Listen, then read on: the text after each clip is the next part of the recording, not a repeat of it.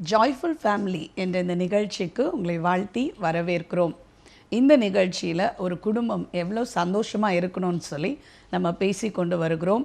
அநேகர் எங்களோடு கூட தொடர்பு கொள்கிறீங்க. நிறைய பேர் உங்கள் குடும்பத்தில் ஏன் சந்தோஷம் இல்லை, என்ன பிரச்சனை அப்படின்னு சொல்லி பேசுகிறீங்க. உங்களுக்கு ஆலோசனை கொடுப்பது மட்டுமல்ல, பின்னால் உங்களோட ஒவ்வொரு குடும்பங்களுக்காக நாங்கள் ஜெபித்து கொண்டு வருகிறோம்.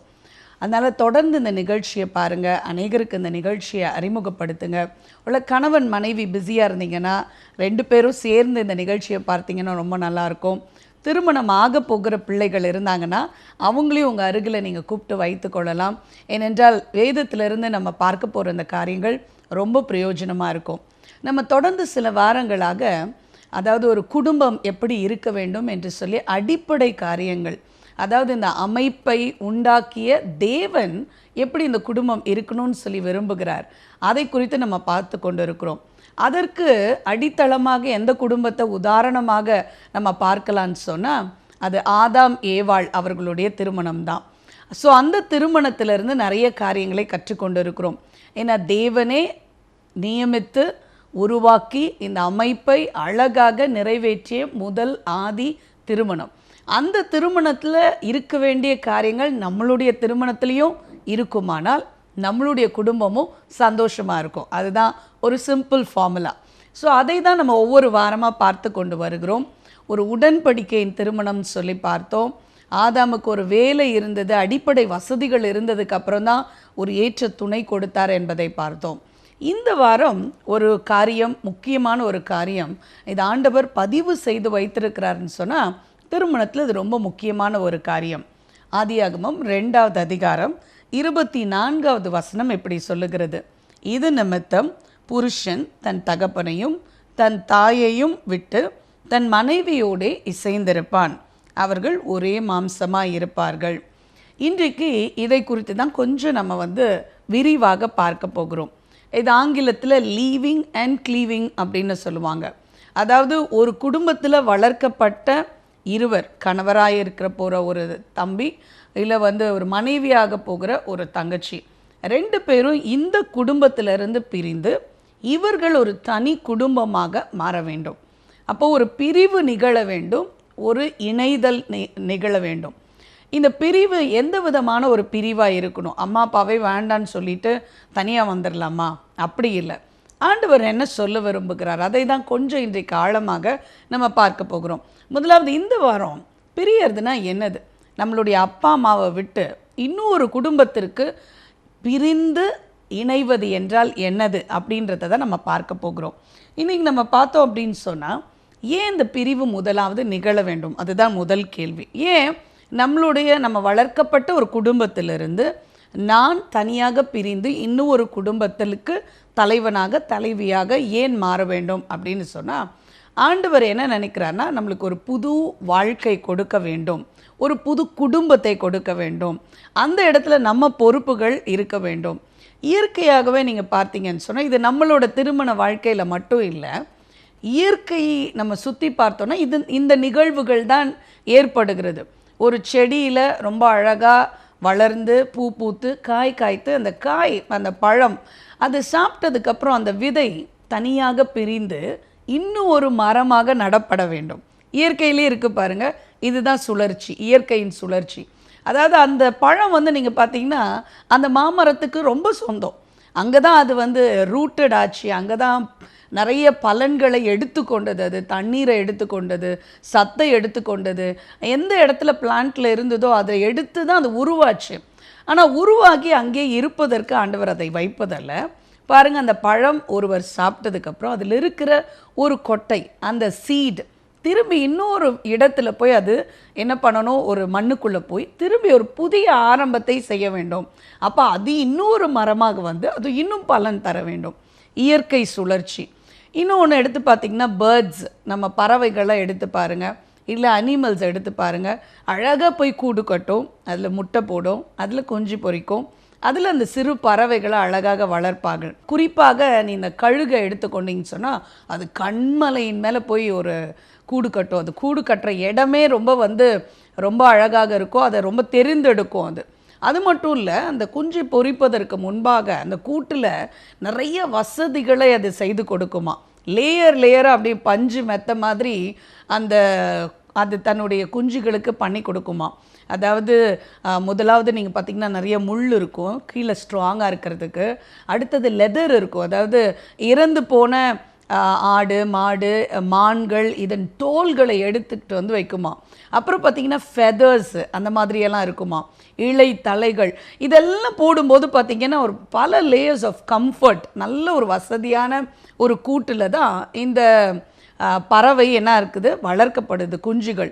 ஆனால் ஒரு டைம் அந்த பறவைக்கு தெரியும், தாய் பறவைக்கும் தகப்பனாக இருக்கிற பறவைக்கும் தெரியும், இனிமே நம்ம குஞ்சு என்ன பண்ண முடியாது, இவ்வளோ கம்ஃபர்ட் ஜோனில் வைக்க முடியாது, இது பறக்க வேண்டிய ஒரு நேரம் வந்தாச்சு, இதோட சிறகுகள்லாம் வளர ஆரம்பிச்சிருச்சு அப்படின்னு சொல்லி அது தெரிந்த உடனே என்ன பண்ணுமா, ஒவ்வொரு லேயராக எடுக்குமா. ரொம்ப அழகாக உபாகமத்தில் ஒரு வசனம் இருக்கிறது. உபாகமம் 32வது அதிகாரம் 11வது வசனத்தில் இது அழகாக பதிவு பண்ணி வைத்திருக்கிறார்.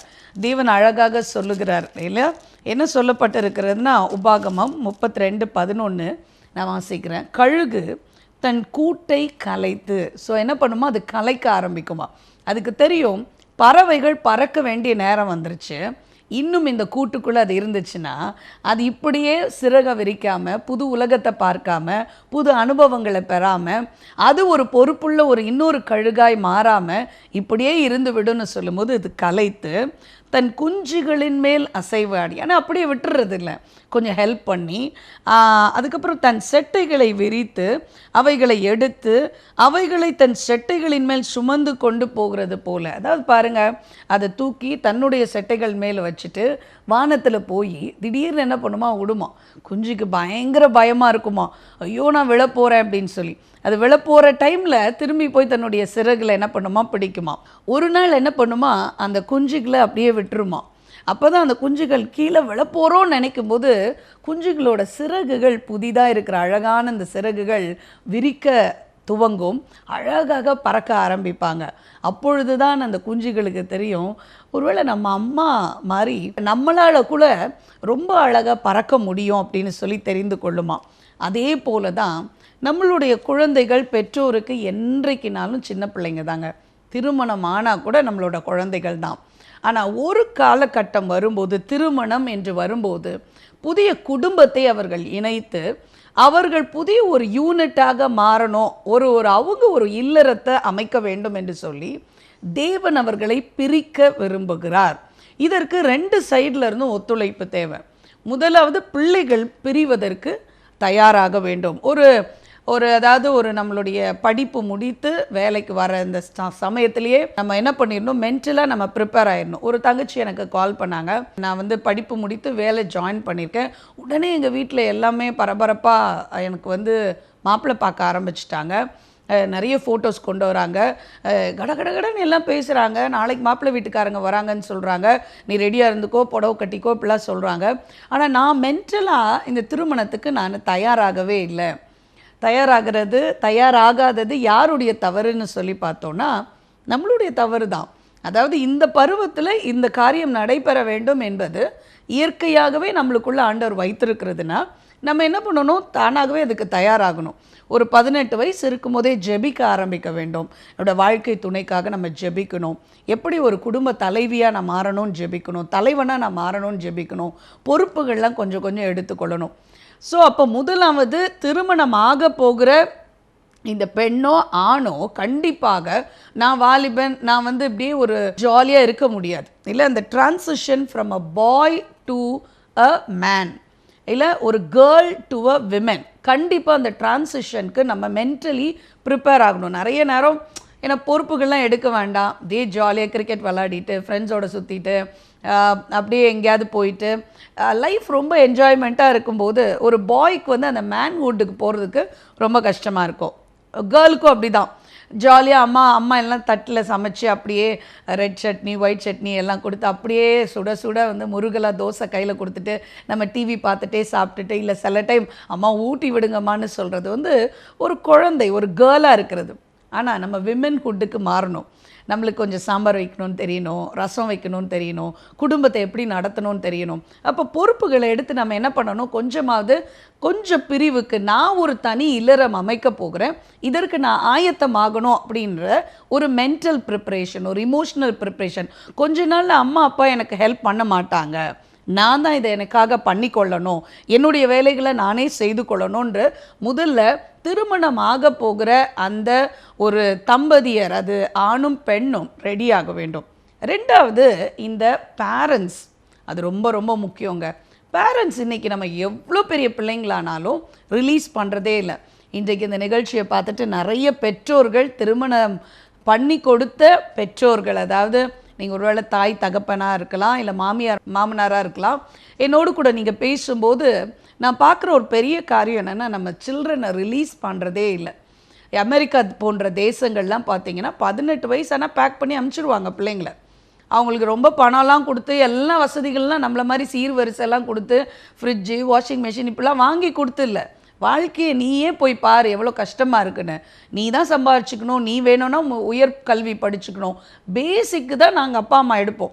ஆனால் நம்ம பாருங்கள், நம்மளுடைய பெற்றோர் வந்து 55 60 வயசு வரைக்கும் எல்லா கடன், எஜுகேஷ்னல் லோன் நம்ம தான் அடைக்கணும், அப்புறம் கல்யாணத்துக்குள்ள கடன் நம்ம தான் அடைக்கணும், எல்லா பொறுப்புகளையும் நம்ம மேலே எடுத்து போட்டுக்கிட்டு பெற்றோர்கள் நீங்கள் உங்கள் வாழ்க்கையை அனுபவிக்கிறதும் இல்லை, கர்த்தர் உங்கள் மேலே வைத்திருக்கிற திட்டத்தை குறித்து நம்ம அதை பற்றி கவலைப்படுறதில்ல. பிள்ளைகளை வளர்த்து கொடுக்குற வேலை தான் பெற்றோர்களோட வேலை. அப்படியே பொசஸ் பண்ணிக்கிடக்கூடாது. உங்களுடைய பிள்ளைகள் கிடையாது, ஆண்டவருடைய பிள்ளைகள். வளர்த்து கொடுக்கும்படியாக நம்ம கையில் அந்த பொறுப்பை கொடுத்துருக்கிறார். ஒரு சர்டன் ஸ்டேஜ் வரும்போது நான் அதனால தான் முதலாவது இயற்கையை காண்பித்தேன். பாருங்கள், அந்த பறவை என்றைக்கும் சின்ன பறவையை கூடவே வச்சிட்ருக்கு. இல்லை நாய், பூனை எல்லாம் பாருங்கள், எல்லாம் ஒரு ஸ்டேஜ் வரைக்கும் தான் பால் குடிக்குதா கூட வருங்களா, அதுக்கப்புறம் பாருங்கள் அது கண்டுக்காது. ஆனால் நம்ம மட்டும் என்னென்னா அப்படியே பிடித்து வைத்து கொள்கிறனால தான் நிறைய பிரச்சனைகள் இருக்குது. கொஞ்சம் விடணும் நம்ம பிள்ளைகளை. திருமணம் ஆகிறதுக்கு கொஞ்ச நாள் முன்னாலேயே மணி அடுத்த வீட்டுக்கு போகிற பிள்ளை, உனக்குன்னு ஒன்று நாளைக்கு பையனாக இருந்தால் கூட உனக்கு ஒரு ஒய்ஃப் வரப்போகிறாங்க, இந்த பொறுப்புகளை நீ தான் செய்ய வேண்டும், இந்த காரியங்களை நீ தான் செய்ய வேண்டும் என்று சொல்லி அவங்கள கொஞ்சம் இமோஷ்னலாக மென்டலாக அவங்கள ரிலீஸ் பண்ணாது ரொம்ப நல்லது. ஏன் ரிலீஸ் பண்ண மாட்டேங்கிறோன்னா, நான் ஒரு நாள் ரயிலில் பயணம் பண்ணி கொண்டு இருக்கும்போது ஒரு நபரை சந்தித்தேன். அப்போ நாங்கள் பேசி கொண்டிருக்கும்போது என்னுடைய வேலையை பற்றி கேட்கும்போது, நான் ஆலோசனையில் இருக்கேன், கவுன்சிலிங் மினிஸ்ட்ரியில் இருக்கேன்னு சொல்லும்போது அவர் சொன்னேன், என் மனைவிக்கு ஒரு பிரச்சனைங்க சொல்லட்டுமான்னு சொல்லி கேட்டார். சொல்லுங்கள் சார் அப்படின்னு சொன்னேன். அப்போ அவர் சொன்னார், இங்கே பாருங்கள், என்னுடைய மனைவி அவளோட உலகமே குழந்தைகள் தான், 2 குழந்தைகள், சின்னதுலேருந்து அவள் தான் ஃபுல்லாக குழந்தைகளோடையே டைம் ஸ்பெண்ட் பண்ணிட்டாள். காலையில் எழுந்து நைட்டு வரைக்கும் அவளுடைய உலகத்தில் அவள் சிந்தனையில் இருக்கிறது நானும் என் குழந்தைகள் மட்டும்தான். ஆனால் இப்போ குழந்தைகள் திடீர்னு பெருசாகி படித்து அவங்க வேறு ஊர்களுக்கு போயிட்டாங்க, திருமணம் ஆயிடுச்சு. திடீர்னு இவள் வந்து ஒரு மாதிரி டிப்ரெஷன் ஸ்டேஜுக்கு போயிட்டா. ஏன்னா என்ன, வேலையே இல்லை. அவங்களுக்கு சாப்பாடு கொடுக்கறது, துணி மடிக்கிறது, அயன் பண்ணுறது, அவங்கள ஸ்கூலுக்கு காலேஜுக்கு அனுப்புறது, வேலைக்கு அனுப்புறது, இந்த வேலையெல்லாம் செய்துட்டு இருந்த அவர்களுக்கு திடீர்னு வேலையே கிடையாது. அப்போது என்ன செய்கிறது, ஒன்றுமே இல்லைன்னொன்னே அவங்களுக்குள்ள ஒரு பயங்கரமான சோர்வு வந்து விட்டது. நீங்கள் இதுக்கு என்ன ஆலோசனை சொல்கிறீங்கன்னு பேசிக்கிட்டு இருந்தாங்க. பாருங்கள், இன்றைக்கு நிறைய பேர் அப்படி தான் இருக்கும். நம்ம உலகத்தில் பிள்ளைகளை தவிர, கணவரை தவிர வேறு யாருமே கிடையாது. குறிப்பாக ஹவுஸ் ஒய்ஃப்ஸாக இருக்கிறவங்க ரொம்ப ஜாக்கிரதையாக இருக்கணும்.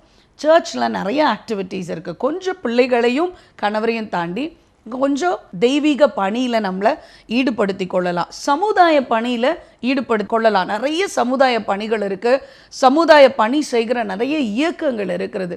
உங்களுக்கு எது ஆர்வமோ, இல்லை உங்களுக்கு பிடிச்ச சில ஹாபீஸு, அமெரிக்கா போன்ற தேசங்கள்லாம், நம்ம தேசத்தில் கூட அந்த மாதிரி வாய்ப்புகள் இருக்குதுன்னு நினைக்கிறேன். நீங்கள் ஸ்கூலில் போய் 1 மணி நேரம் வாலண்டியராக சில ஹெல்ப்லாம் பண்ணலாம். இந்த ஹியரிங் இம்பேர்ட் சில்ட்ரனுக்கு வாஸ்து காமிக்கலாம், நிறைய காரியங்கள் பண்ணலாம். ஹாஸ்பிட்டல் விசிட் போகலாம், வயது முதிர்ந்தவர்களோட கொஞ்சம் போய் டைம் ஸ்பெண்ட் பண்ணி அவங்கள என்கரேஜ் பண்ணிட்டு வரலாம். உங்களுக்கு எது ஆவலோ, உங்களுக்கு ஆண்டவர் என்ன அழைப்பு வைத்திருக்கிறாரோ, பெற்றோர்களாகிய நீங்கள் கண்டிப்பாக உங்களை நீங்கள் அப்படி பயிற்றுவித்து கொள்ளணும், உங்களை ஆக்குப்பை பண்ணி கொள்ளணும்.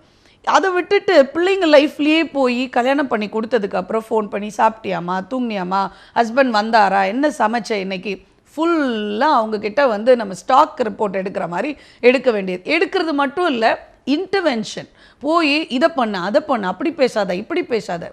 நமக்கு எந்த உரிமையுமே இல்லை. இந்த லீவிங் ரொம்ப அழகாக தெளிவாக அழகாக போட்டிருக்கிறது.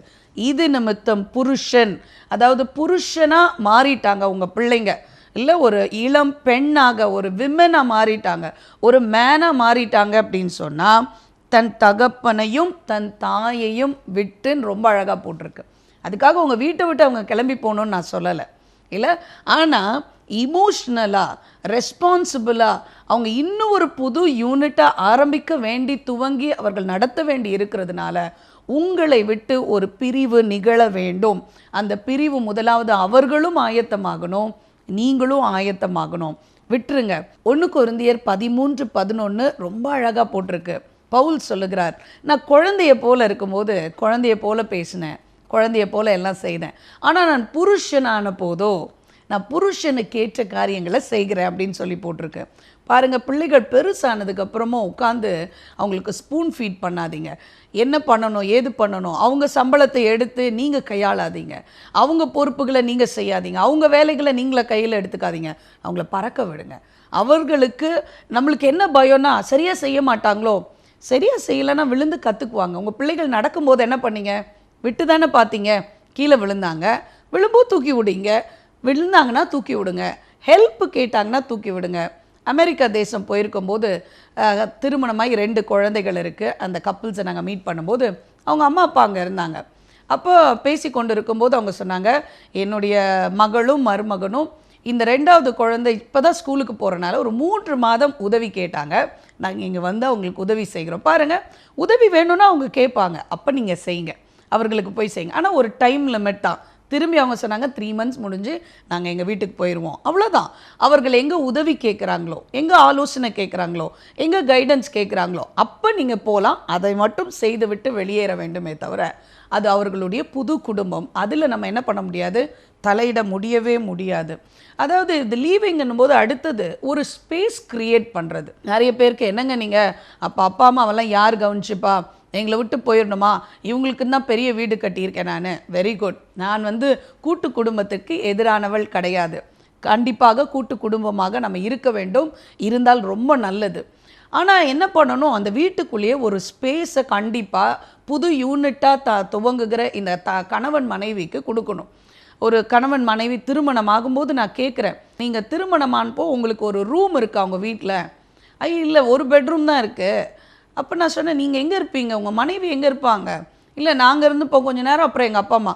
நான் சொன்னேன், இது சரியாகவே வராதே, வேறு வலிவு இருக்கா? ஆனால் அவன் எங்களுக்கு பக்கத்தில் இன்னொரு போர்ஷன் வாடகை கொடுத்துருக்கோம், அப்போ நீங்கள் அதை எடுத்துக்கலாமே, ஒரு போர்ஷனில் நீங்கள் இருந்துக்கலாமே. இல்லை அது ஒத்து வராது. பார்த்திங்கன்னா 3 மாதத்தில் நிறைய பிரச்சனைகள். ஒருவேளை கூட்டு குடும்பத்தில் இருந்தால் கண்டிப்பாக கணவன் மனைவியாக இருக்க போகிறவர்களுக்கு ஒரு தனி அறை கொடுக்கப்பட வேண்டும். அவங்க ரெஸ்ட் எடுக்கிறதுக்கு, ரிலாக்ஸ் பண்ணுறதுக்கு, உட்காந்து ஜெபிக்கிறதுக்கு, அவர்கள் கணவன் மனைவியாக பேசுகிறதற்கு, குழந்தை அங்கே வளர்ப்பதற்கு, தங்களுடைய தனிப்பட்ட நேரத்தை செலவுப்படுறதுக்கு, ஒரு ஓய்வு எடுக்கிறதுக்கு தனியாக ஒரு அறை இருக்கணும். அந்த அறையில் பெரியவர்கள் போய் நம்ம டிஸ்டர்ப் பண்ணவே கூடாது.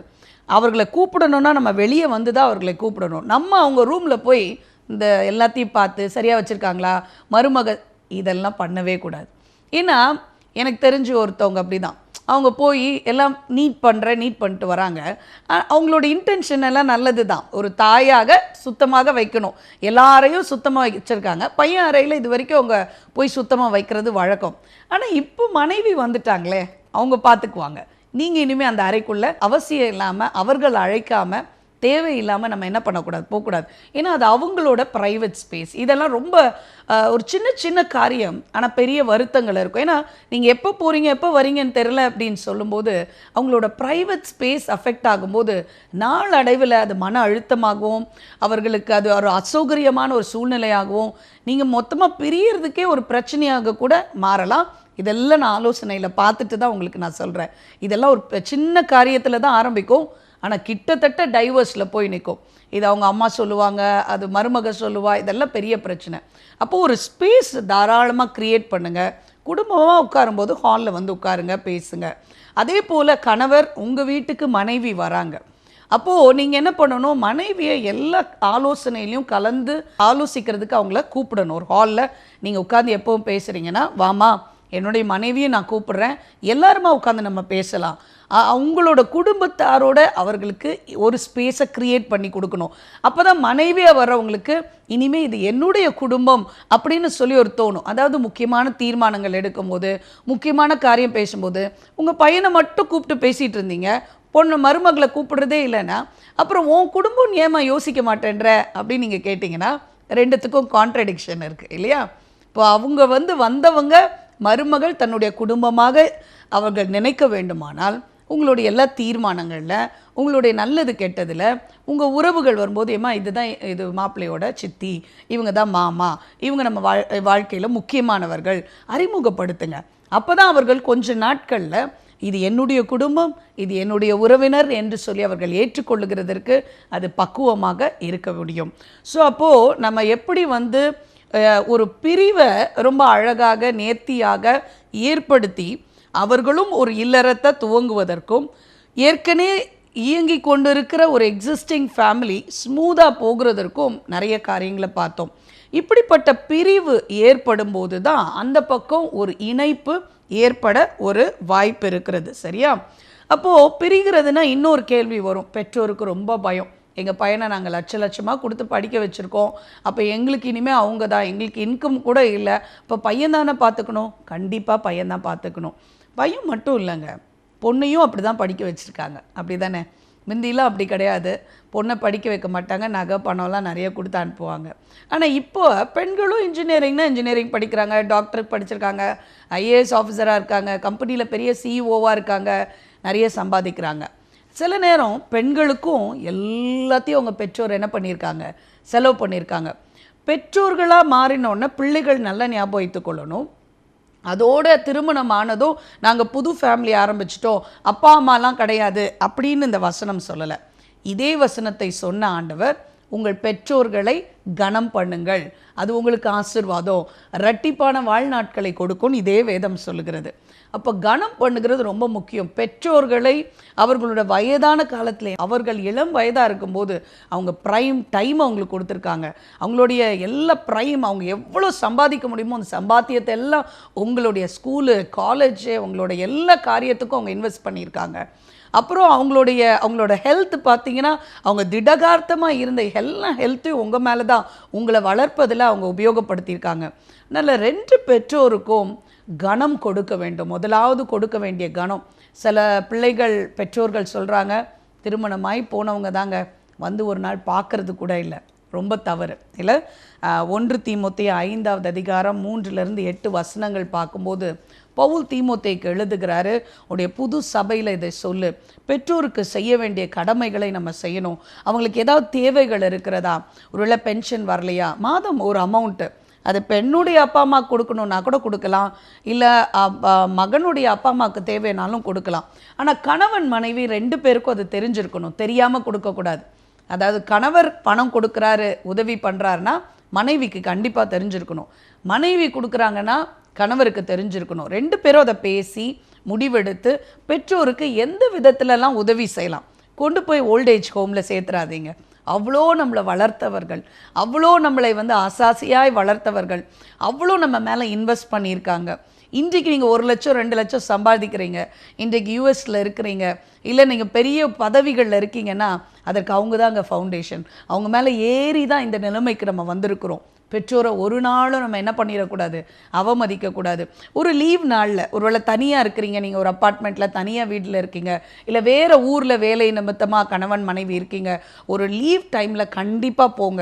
அவங்களோட சமைச்சு சாப்பிட்டு அவங்கள ஒரு வெக்கேஷனுக்கு கூட்டிகிட்டு போய் அவங்கள சந்தோஷப்படுத்துங்க. ஏன்னா அப்படி சந்தோஷப்படும்போது அவங்க கண்டிப்பாக உங்களுக்காக ஜெபிக்கிறதும் உங்களுக்கு ஆசீர்வதிக்கிறதும் அது மனசு ரம்மியமாக இருக்கும். பாருங்கள், ஆபிரகாம், ஈசாக்கு, யாக்கோபு, இவங்க 3 பேரோட வாழ்க்கையிலையும் இந்த காரியத்தை ஆண்டவர் பதிவு பண்ணி வைத்திருக்கிறார். அவர்கள் முதிர் வயதாகும்போது பிள்ளைகளை கூப்பிட்டு நல்லா சமைச்சு கொடுக்க சொல்லி நல்ல மனதார சாப்பிட்டதுக்கப்புறம் அவர்கள் பிள்ளைகள் பேர பிள்ளைகள் எல்லாம் கொண்டு வர சொல்லி ஆசீர்வதிக்கிறாங்க. அந்த ஆசீர்வாதம் அந்த சந்ததியாக தங்கி நிற்கிறது. அப்போ பெற்றோருடைய ஆசீர்வாதம் ரொம்ப முக்கியம். பெற்றோருடைய சாபம் ரொம்ப பயங்கரமானதுங்க. அவர்கள் வயிறெறிஞ்சு நம்மளுக்கு ஏதாவது சொல்லிட்டாங்கன்னா, இதுக்கப்புறம் நம்ம என்ன சம்பாதிச்சாலும் என்ன இருந்தாலும் அது நம்மளுக்கு ஆசீர்வாதமாக இருக்காது. ஏன்னா கர்த்தரும் அதை பார்க்கிறார். கர்த்தர் அவர்களுக்கு வேண்டிய கனத்தை கொடுக்க விரும்புகிறார். அதனால் பெற்றோர்களை கனம் பண்ணுங்க. லீவ் நாட்கள் அவர்களோட டைம் ஸ்பெண்ட் பண்ணுங்க. அவங்க தேவைகளை சந்தித்து கொள்ளுங்க. அவங்கள முடிஞ்சால் வெளியில் கூட்டிகிட்டு போங்க. அவங்க பர்த்டேஸ், ஆனிவர்சரிஸை ஞாபகம் வைத்து அவங்களுக்கு விஷ் பண்ணுங்க. சின்ன சின்ன சந்தோஷங்களை அவங்களுக்கு கொடுக்க மறக்காதீங்க. உங்களுக்கு எவ்வளோ சந்தோஷங்களை கொடுத்தாங்க, உங்கள் ஃபர்ஸ்ட் பர்த்டேவை எப்படி செலிப்ரேட் பண்ணியிருப்பாங்க, எவ்வளோ பண கஷ்டத்தின் மத்தியிலும் உங்களோட ஸ்கூல் காலேஜ் ஃபீஸை கட்டியிருப்பாங்க. இல்லை திருமணமான உடனே பிரிகிறோம் அப்படின்ற ஒரு காரணத்துக்காக அவங்கள என்ன பண்ணிடக்கூடாது, நம்ம விட்டு விலகி விடக்கூடாது. அதனால் இந்த நிகழ்ச்சியில் நம்ம பார்க்குறோம், தகப்பனையும் தாயையும் விட்டு அவர்கள் ஒரு குடும்பமாக இசைந்திருப்பார்கள். இதுதான் நியதி, இதுதான் இயற்கையிலையும் ஆண்டவர் வைத்திருக்கிற ஒரு காரியம். ஆக பெற்றோர்களும் இந்த பிரிவுக்கு தயாராக வேண்டும், பிள்ளைகளும் இந்த பிரிவுக்கு தயாராக வேண்டும். பிள்ளைகள் ஒரு புது காரியத்தை ஆரம்பிக்க வேண்டும். ஒரு புது திருமணம் என்ற பந்தத்தில் ஒரு இல்லறத்தை ஆரம்பிக்க வேண்டும். அதே போல் அவர்களை வாழுகிறத பார்த்து சந்தோஷப்படணும். நம்ம அவங்களுக்காக ஜெபிக்கணும்.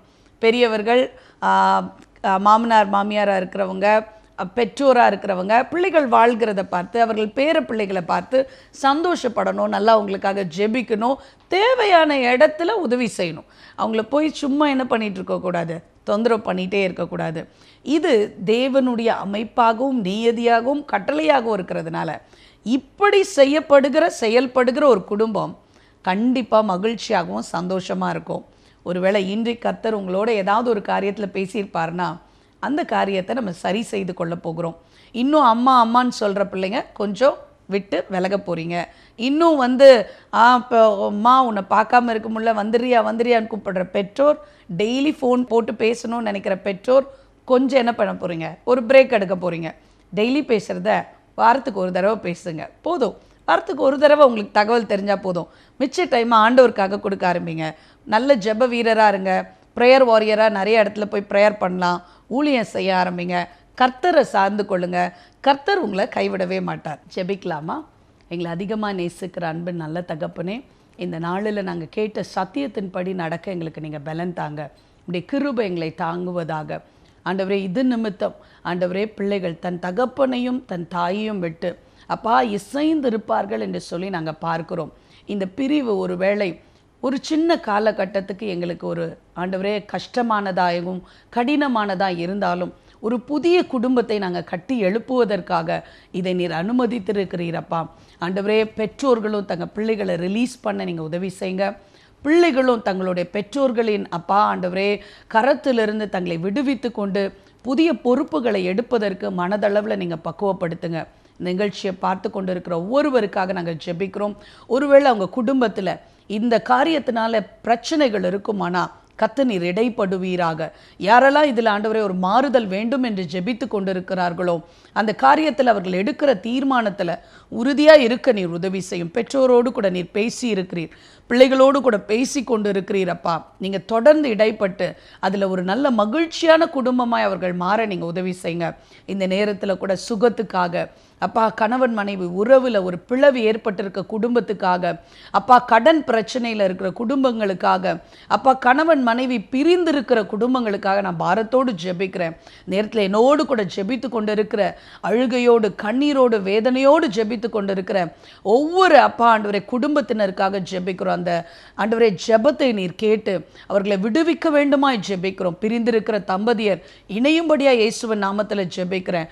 கடன் பிரச்சனைகள் இயேசுவின் நாமத்தில் மாறும்படி ஜெபிக்கிறேன் அப்பா. கர்த்தர் நீர் இடைப்படுவீராக அப்பா. கர்த்தருடைய கரம் பிள்ளைகளோடு கூட இருப்பதாக நீரே காத்துக்கொள்ளும் அப்பா. ஆண்டவரே, ஜெபிக்கிற ஒவ்வொரு பிள்ளைகளுக்கும் நீர் ஒரு அற்புதத்தை செய்ய போற மேலான கிருபைக்காக நன்றி.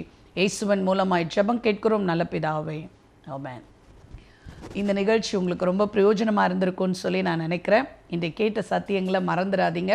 உங்களுக்கு ஜெபம் மற்றும் ஆலோசனை வேணும்னா ஸ்க்ரீனில் வர இந்த நம்பரில் எங்களோடு கூட தொடர்பு கொள்ளலாம். அடுத்த நிகழ்ச்சியில் உங்களை சந்திக்கும் வரை வாழ்த்தி விடைபெறுகிறேன். வணக்கம். உங்கள் ஜெப தேவைகளுக்கும் தேவ ஆலோசனைகளுக்கும் நீங்கள் தொடர்பு கொள்ள வேண்டிய முகவரி வேர்ல்ட் லைஃப் ஃபவுண்டேஷன், எண் 100, தேவதாஸ் தெரு, VGN சாந்தி நகர், அம்பத்தூர், சென்னை 58. தொலைபேசி எண்கள் 8344 8300 7338988088. இணையதள முகவரி worldlife.in. தேவ சமாதானம் உங்களோடு இருப்பதாக.